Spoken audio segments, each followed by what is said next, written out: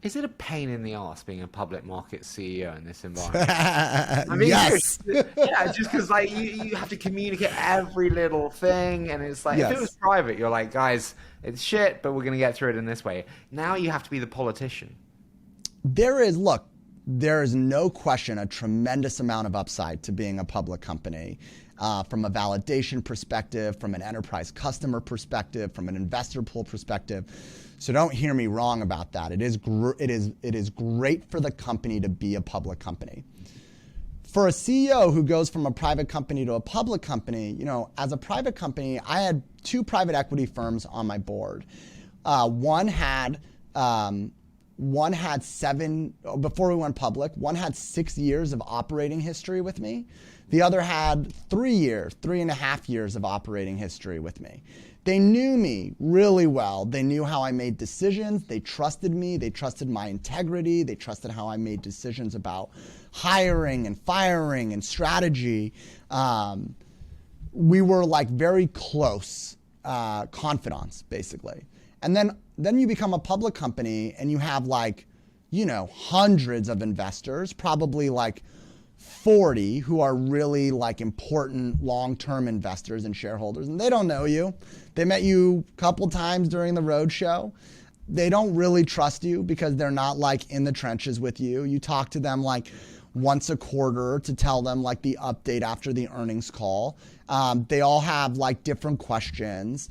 They're all dealing internally with their own stuff, like their manager is asking them questions and then they don't know the answer. And so they want to ask you a question.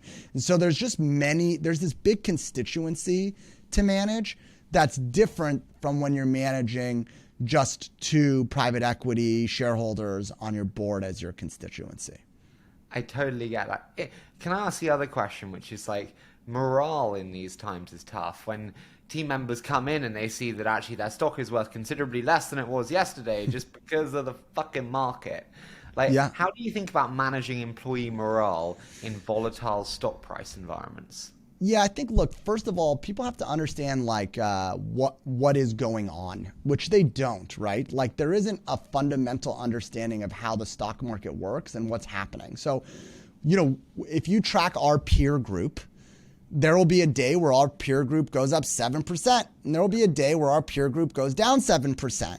And those days don't matter at all, right? Like they are just like the market's doing a thing, and I'm not ever going to pay attention in any situation where we're not, where we're in line with our peer group. It's when we fall outside of the peer group, which is usually around earnings time, where we will either go up or down relative to what the peer group is doing.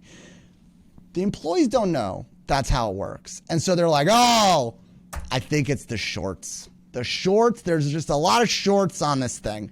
Or, hey, do you know what happened? I wonder if there's like a thing that happened and that's what's taking it down or up.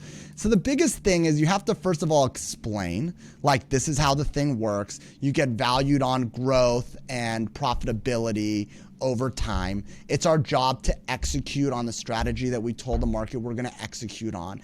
That's how we get rewarded, is we execute well for a long period of time.